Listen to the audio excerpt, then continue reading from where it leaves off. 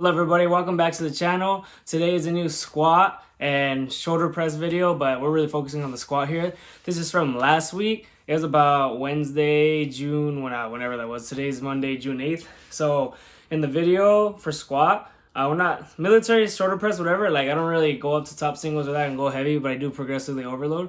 So I'll explain a little what's going on there. But as you know, in the past, I don't really go too crazy on shoulder press. But on squat, I did a top single of 352, and that was like the easiest peasiest lemon squeezy ever. Like it was so easy. And this week, like this from last week, I've been doing 5 rep maxes. So tomorrow, June 9th, that should be Tuesday. I'm gonna be doing a 5 rep max for squat, and this 352 felt so easy. Like I'm really tempted to do 352 for 5, but like I think I'm like.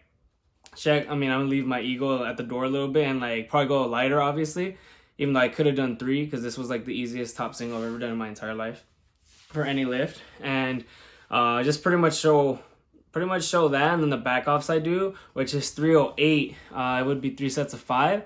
And then last week I was doing like 305, 3 sets of 5. So now I bumped it. I don't know why. I could have done 310. There's a little 1 1/4 plates at the gym, which would have made it 310. 2.5 on each side. Total. And I just pretty much finished it up with accessories.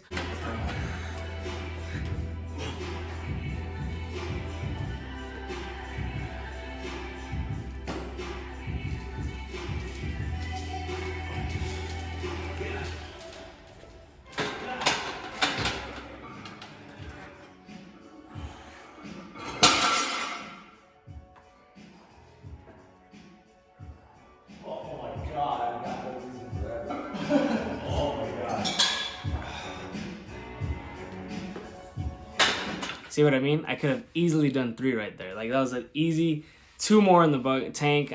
5 would probably be like tops. Who knows? I may just do 352 for 5 tomorrow, but I'm not gonna say anything. I'm actually gonna post that one. It's gonna be like, there's a little old, these videos. Tomorrow's gonna be actually pretty new once I post that one. It'll be tomorrow or Wednesday. I want to start posting a lot again. It's like 2 to 3 times a week because I went so long without posting. But there's that top single. As you can see, it's really easy. I went slow on purpose. It doesn't look like I paused, but there's like a semi-pause that felt longer than it looked on the video. And then the 308 for 3 sets of 5 was super easy too. So back to the voiceover, and as you can see here on the squat, I'm getting so used to really getting tight before I get under that bar. If you anyone new to low bar squatting, it's a little tricky to get used to. It's not hard.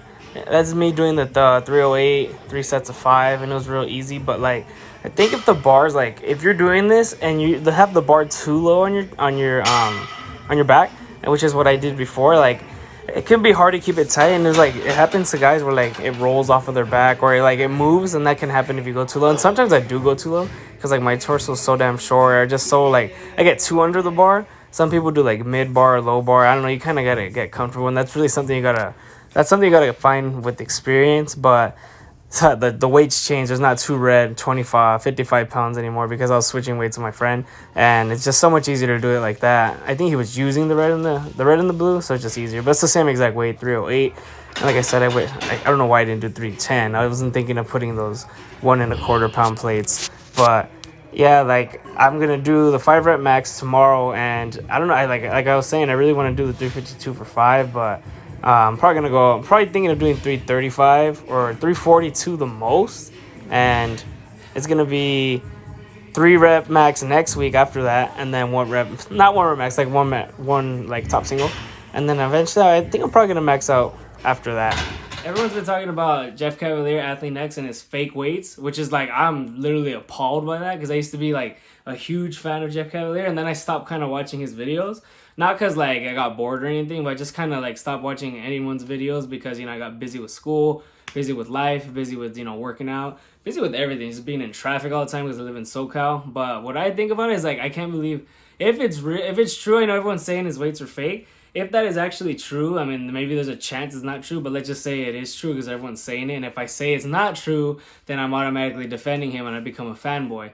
But I remember when he did those deadlifts for 500, at three reps, 500. It was 491. I remember he has the 44-pound plates, and he was saying, like, he mentioned those plates, saying, like, I'm gonna have to, like, leave my ego at the door and use these 44-pound plates and, like, my 33-pound plates, something like that. And like I remember him putting them on and I didn't think anything, but like those were like supposedly the rubber plates he's using that don't weigh anything. And like his 500 like deadlift that he did, 495, he used that too, like for 1 rep he made it, or no, I don't even know how many reps, but he's wearing like a red shirt and like shoes to not deadlift in. He made it look like really easy and not believable that it was fake.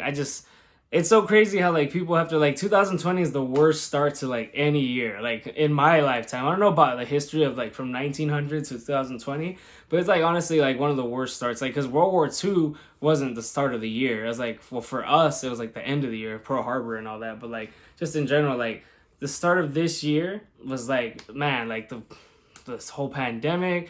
We had to be locked down, people losing their jobs, we can't even go out, like we could barely go out and barely get food that we like, or barely just, be in long lines for toilet paper. Like I lived through that.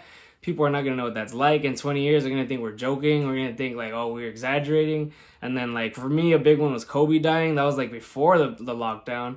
And I mean, now Jeff Cavaliere using fake weights, and I know that's not that big of a deal, but it's just a surprise to the fitness community and all the people who really respected him and really liked like his knowledge. It's like all the face pull stuff he does, and like, he knows like physical therapist, he knows a lot about just the human body, and the fact that he was trying to look like stronger than what he really was with all this like his body weight, 165 at 40 plus years old. I don't know how old he's, like 44 maybe now.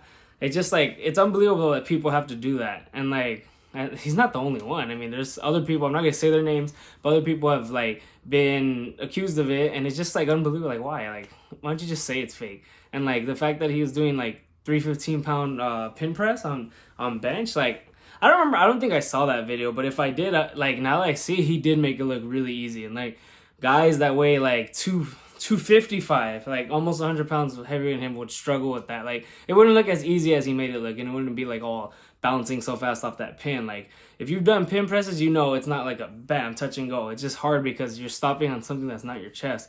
So I just think that's unbelievable. I have no message for Jeff Cavaliere. I just think it's like crazy that we have to, like, there's a time YouTube has come to this where we have to like see people use fake weights and do all these lies, say they're not on steroids and they are on steroids. Like it's just so crazy. Like I guess they're doing it for views. I don't know. I mean, unless you wanted to get caught or not, you're getting views, you're getting publicity, whether it's good or bad.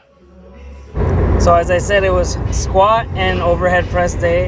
And what I do for overhead press, I don't have like a set, like any set or rep ranges on a set number. Like it's never 3 sets of 5 or 6. Like right here, it's 85 pounds for 12. And that's like really easy. The week before I did 80. And after that I do 12 reps and then 10. This is 105. The week before I actually did 95. Well, I raised that by 10, but I'm raising it just by 5 pounds, and then I go 12, 10, 6, 5, and I end it with 120 and 130 for the 6 reps and the 5 reps. Then after this, I just do straight leg deadlifts, and I've always wanted to work on my hook grip, so I'm doing hook grip with the straight leg deadlifts, or if I ever do RDLs. I don't really do RDLs. I prefer straight leg deadlifts, especially like off a deficit, but today is not off a deficit, and it's just pretty easy. 185, 3 sets of 8.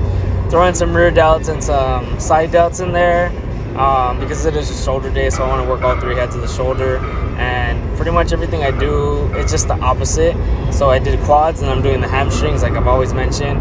And now that everything's pretty much opening up, I'm thinking of what meets I want to do. And I'm looking at Barbell Brigade's meet. It was going to be June 27th. And June 28th, but since the whole lockdown happened, it's moved back to September 12th and September 13th. But the thing about that is I competed December 8th last year, and I got my membership for USPA December 7th. So now it ends a year later, December 7th. I want to do 3 meets. I've done 1 so far. But if I do one in September and then straight to December, that's only 3 months rest in between. So it's like I compete and bam, straight into prep again, which I know a lot of people do. But three meets a year can be a lot on the body, especially if they're back-to-back. This one would only be 2 back-to-back. I mean, unless I could just do 1 in July or August. If it's August, that's probably the latest I'll do, because that'll be 4 months in between December. Or I could just wait until next year. And I also want to do the Olympic lifting. I want to compete in that, and whatever that's called. I forgot what the federation's called for Olympic lifting. And I haven't showed it yet, but I've been doing the power cleans every Wednesday with bench, because I bench Monday, Wednesday, Friday. And I'll alternate power cleans power clean and jerk Wednesday, and then next week snatch. So this week's actually going to be snatch. Last week was power cleans, and I'm not doing once a week. I'm doing one every other week. So like I'm not really focusing too much on that. But when I do, I want to focus more on Olympic lifting and not so much powerlifting, because it's hard to focus on both. And I've also, want to be posting more videos on, strength and conditioning and cardio and explosiveness, because, this is an all-around channel, fitness channel, and I don't want to stick to powerlifting because not everyone is into it. For the longest, I wasn't into it and I thought it was stupid. But I used to think it was stupid because I saw stupid people do it with horrible form, and I think, it's pretty safe if you do everything right and don't be dumb and go raw all the time. Buy belts, buy knee sleeves, even elbow sleeves, even though most people don't do that, but who cares? And wrist straps, of course. And if you need to, straps. And I'm not on a set program right now. I'm referring to what I'm going to do, the meet I'm going to do in September. Yeah, so I want to stick to this program. I'm thinking of doing September because that's 3 months from now and it'd be a 3-month prep. But the whole quarantine was 2 months and I was working out the entire time. So like now that I think about it, I could actually compete sooner. It's like all in my head. I'm thinking of when the gym opened. The gym I go to open June 1st. Man, I make some stupid faces there. But the gym I open June 1st. And so technically since March 16th is when it closed, and I've been doing that since. So from March 16th to June 1st, that's about 2.5, I would say 2.5 months. So I should be ready before, so I can compete in December and do 3 meets a year like I was planning on doing, and it wouldn't be so hard on the body. So speaking of the meet, if I end up doing it, I asked the meet director, Lord Elliott, what like bars they can use, and I'm expecting the Texas Power Bar, Texas Deadlift Bar, Texas Squat Bar, and he told me they can use the Kabuki Power Bar and for bench and the Kabuki Squat Bar. And those literally are the 2 strongest bars in the world. For the PSI is 250,000, and for the bench and both the squat and the power bar are the same exact PSI. So it's a 32 millimeter squat bar. Like the Texas bar, it's like Texas squat bar, it's probably the same dimensions, but way stronger. And then the power bar too. So for bench and squat would be super hard, but the Texas deadlift bar will be used for deadlifts. And I'm thinking of using a high power bar because that's the stiffest bar that the gym has I go to, which is still a very stiff bar, obviously, but it's not like the legal or Kabuki. I'm thinking of doing that so I can be ready for the Texas deadlift bar, and it'll be real easy for me and like use it closer to the meet, or the opposite, use the Texas deadlift bar and use the Ohio bar closer to the meet. One of the two, because I haven't really been using that one. It's way fatter. It's 29 millimeters Ohio power bar, and the Texas deadlift bar is 27 millimeters. So that's all for the video today. Thanks for watching, and stay tuned for more videos this week. My goal is to do 3 total, and I'm going to throw in a non-powerlifting video, probably add a cardio one, and explosive movements. And that's all. Like, comment, and subscribe.